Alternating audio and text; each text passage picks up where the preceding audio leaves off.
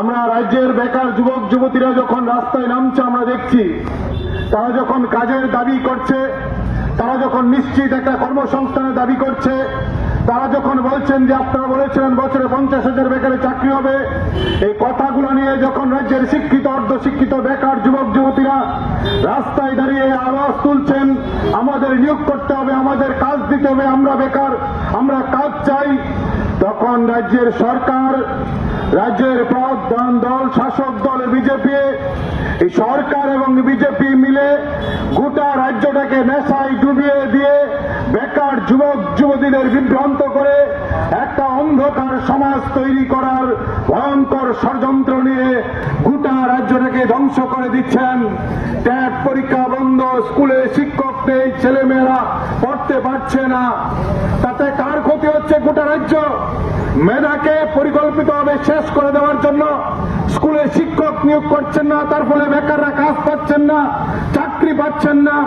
বিদ্যুৎ দপ্তরে আউটসোর্সিং এ নিয়োগ হচ্ছেন, প্রাইভেট সংস্থা আসছেন, কোটি কোটি টাকা রোজগার করে তারা রাজ্য থেকে টাকা লুট করে রাজ্যের বাইরে চলে যাচ্ছেন। বেকার যারা কাজ করতেন, মেধা ঘাম রক্ত তাদের চুষে নিয়ে ফিটকুর মতন সংস্থারা তারা বই রাজ্যে চলে যান।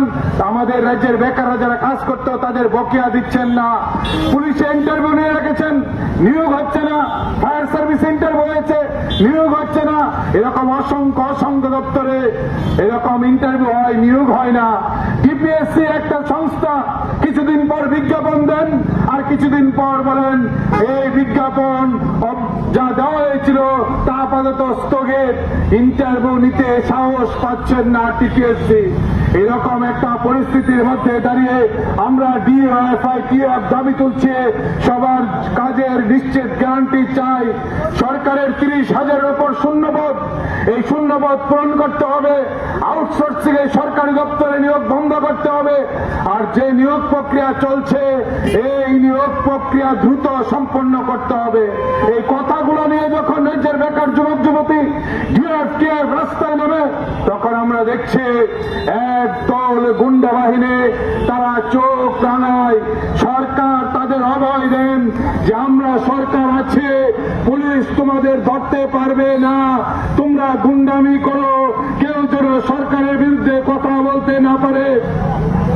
আমরা দেখছি কে এসডিপিও মারছেন এডিশনাল এসপি কে, এসপিও মারছেন এসআই কে, চুর যারা চিনি খেলা প্রচার করেন তারা মারছেন পুলিশের খবরিলালকে, শিক্ষককে বেড়াচ্ছেন গুন্ডা থানার সামনে, ডাক্তারকে বেড়াচ্ছেন রুগীর আত্মীয় হসপিটালের ভিতরে ঢুকে, শিক্ষককে বেড়াচ্ছেন স্কুলের ভিতরে ঢুকে গুন্ডারা। তাদের কি পরিচয়? তারা যখন পেটায় তখন তারা স্লোগান দেন ভারত মাতা কি জয়। তারা যখন শিক্ষককে মারেন স্লোগান দেন জয় শ্রীরাম। পুলিশ তাদের ভয় পায় কেন? তারা বিজেপি করে, তারা গুন্ডা, তারা সমাজদ্রোহী। পুলিশ তাদের ভয় পায়। আর এই ভয় পাওয়ার ফলে আমরা দেখলাম পুলিশের একজন অফিসার দুর্গাচরণ রংখল নেশা কারবারির গাড়ি বস্কনগর থানার সামনে পিছে মারল, একজনকে গ্রেপ্তার করতে পারেনি। এ হচ্ছেন পুলিশ, এ হচ্ছেন আমাদের আইন শৃঙ্খলা। আর রাজ্যের মধ্যে প্রতিদিন খুন, ধর্ষণ, রাজধানী অপহরণ চলছে, কেউ কথা বলছেন না। নীরব দর্শকের ভূমিকায় পুলিশ। আমরা বলছি এই রাজ্যের উন্নয়ন স্তব্ধ হয়ে গেছে, শান্তি আজ নেই, সমাজদ্রোহীরা দাপিয়ে বেড়াচ্ছে। পুলিশ দর্শকের ভূমিকায় আছেন, তার বিরুদ্ধে দাঁড়িয়ে সব মানুষকে এগিয়ে আসতে হবে। কেউই রেহাই পাচ্ছে না। রাতের অন্ধকারে নেশা কারবারীরা তার বন্ধুকে বেড়াচ্ছেন। এরকম একটা পরিস্থিতি গোটা রাজ্যে তৈরি হয়েছে।